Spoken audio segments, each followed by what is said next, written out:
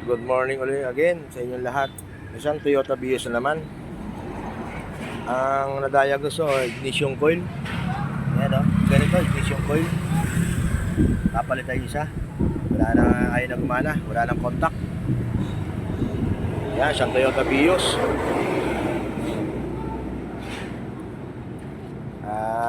Kaya palyado siya.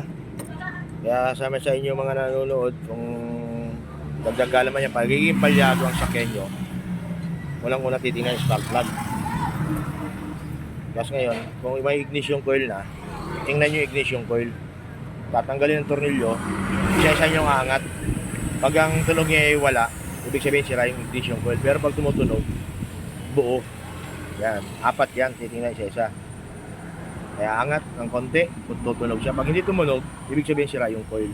Pag tumutunog, pwedeng spark plug ang sira. Pundido na.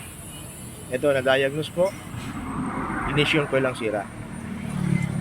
Buo yung spark plug. Yan.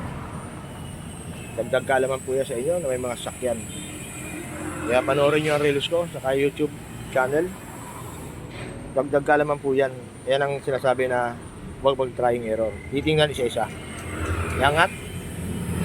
Pag may lumalagitik, ibig sabihin buo ang ignition coil. Pag hindi lumagitik ang ignition coil, walang tik-tik-tik-tik, ibig sabihin sira yung coil. Ito yung coil, oh.